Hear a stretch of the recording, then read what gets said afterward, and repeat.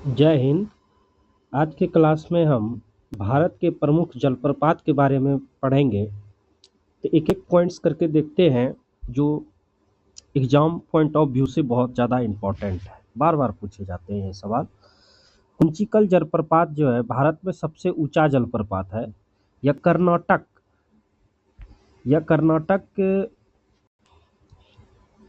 में बराही नदी पर स्थित है, ये याद रखिएगा। कौन से नदी पर स्थित है? बराही नदी पर स्थित है।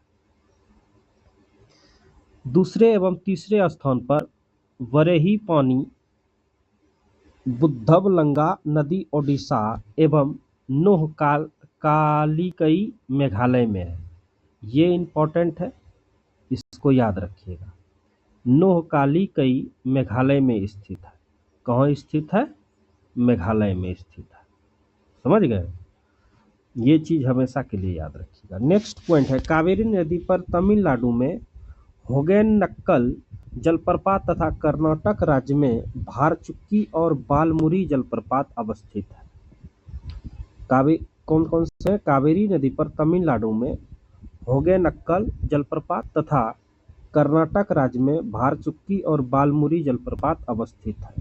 ये याद रखिएगा। समझ गए? नेक्स्ट है चित्रकूट जलप्रपात जो है भारत के सबसे चौड़ा जलप्रपात है। कौन सा है?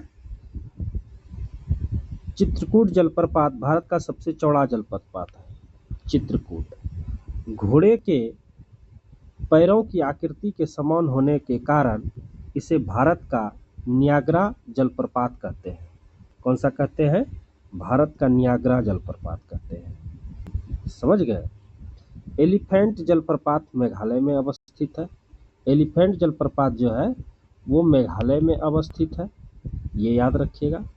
सहस्त्रधारा नाम से जलप्रपात उत्तराखंड व मध्य प्रदेश दोनों राज्यों में स्थित है। पूछेगा कि कौन सा दो राज्यों में जलप्रपात है। सहस्त्रधारा नाम का जो जलप्रपात है उत्तराखंड और मध्य प्रदेश दोनों राज्यों में अवस्थित है। फिर आगे देखिए, अब एक एक करके हम यहाँ पे जलप्रपात और स्थिति, राज्य और उसकी ऊंचाई पढ़ेंगे। कुंचिकल जलप्रपात हो जाएगा आपका बराही नदी, कर्नाटक। 455 मीटर ऊंचा है, 455 मीटर। बरेही पानी बुद्ध बंगला नदी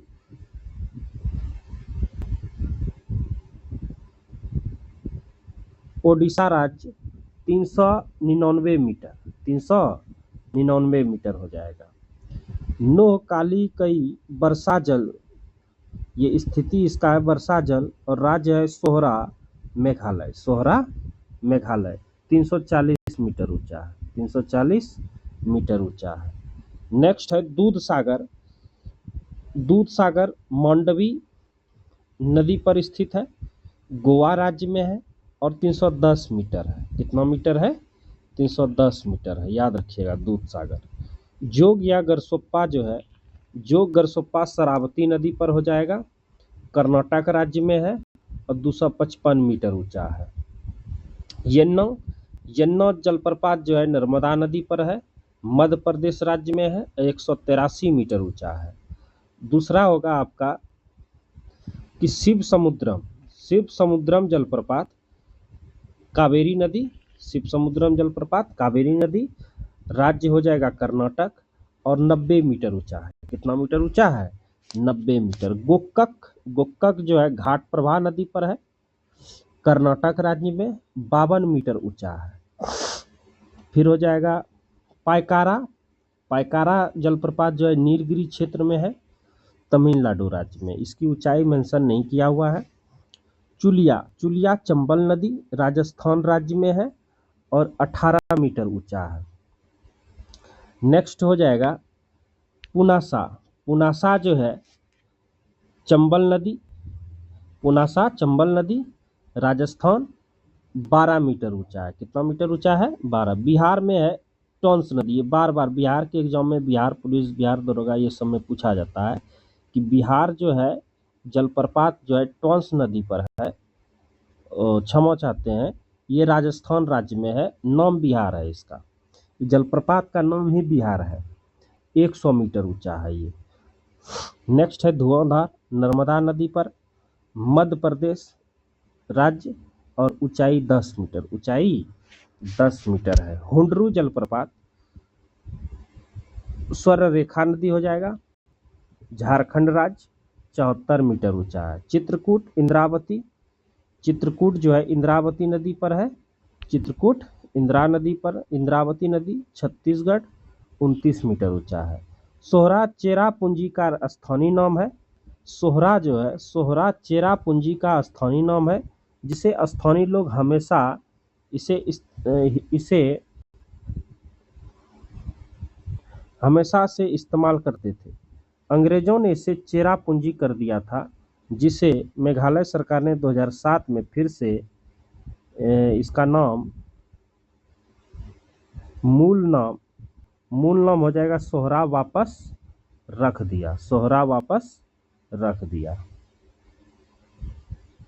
जोग या गरसोप्पा को गांधी सागर जलप्रपात भी कहते हैं। क्या कहते हैं? जोग या गरसोप्पा को गांधी सागर जलप्रपात कहते हैं। समझ गए?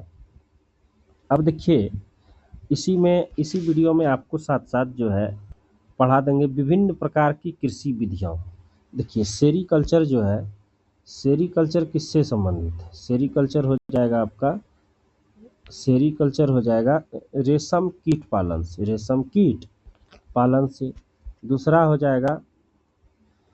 जाएगा एपीकल्चर, मधुमक्खी पालन से। पिसीकल्चर, मत्स्य पालन से। फिर फ्लोरीकल्चर, फूलों का उत्पादन से। फिर बीटीकल्चर, अंगूर की खेती से। वर्मीकल्चर, केचुआ पालन से। पोमोकल्चर, फलों का उत्पादन से। ओलेरीकल्चर, सब्जियों का उत्पादन से। और ओलेरीकल्चर, सब्जियों का उत्पादन से। हॉर्टिकल्चर, बागवानी से। एरोपोर्टिक, हवा में पौधों को उगाना। एरो मीन्स एयर ही होता है, तो एयर से रिलेटेड याद रखिएगा, हवा में पौधों को उगाना।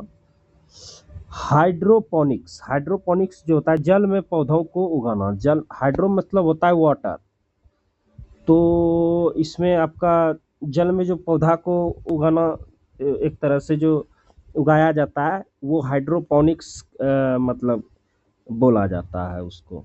मृदा रहित कृषि इसको बोलते हैं। क्या बोलते हैं? मृदा रहित कृषि बोलते हैं। यहीं तक है। जय हिंद। वीडियो को लाइक एंड सब्सक्राइब कीजिएगा अच्छे से, और शेयर कीजिएगा। वीडियो अच्छा लगे तो कमेंट कीजिएगा।